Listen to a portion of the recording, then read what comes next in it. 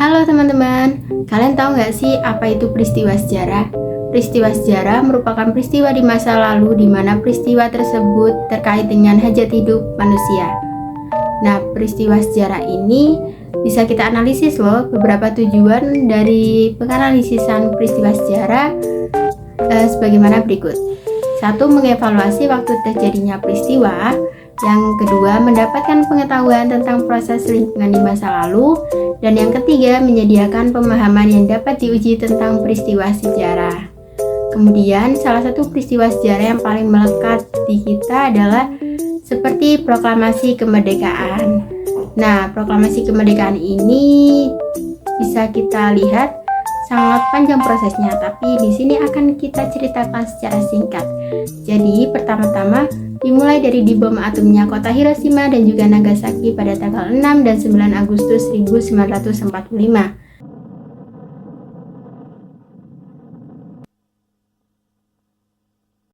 Di mana setelah itu kabar kekalahan Jepang ini sampai pada Sultan Syahrir nih, yang kemudian diteruskan ke golongan tua dan juga muda.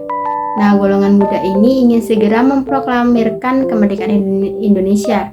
Namun, para golongan tua menolak dan berpendapat bahwasanya kemerdekaan harus melalui panitia persiapan kemerdekaan Indonesia.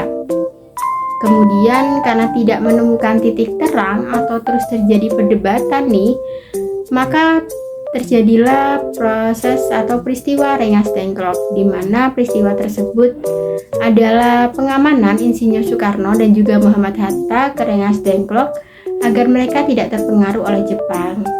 Kemudian setelah perdebatan yang cukup panjang dan juga mereka berunding, akhirnya sepakat untuk memproklamasikan kemerdekaan di tanggal 17 Agustus 1945. Mereka langsung saja menyusun teks proklamasi di rumah Laksamana Tadashi Maeda, yang mana kemudian naskah tersebut ditandatangani oleh Soekarno-Hatta atas nama bangsa Indonesia. Kemudian diketik oleh Saidi Melik dengan beberapa perubahan yang telah disepakati.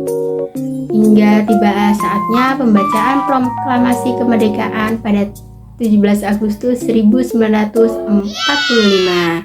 Proklamasi. Kami, bangsa Indonesia, dengan ini menyatakan kemerdekaan Indonesia.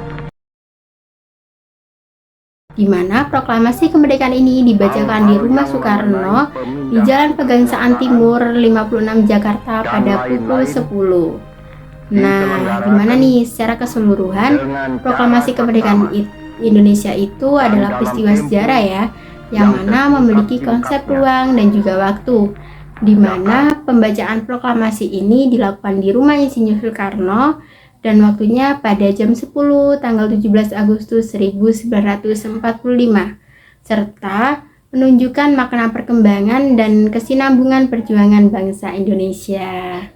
Oke, segitu dulu ya. Bye-bye.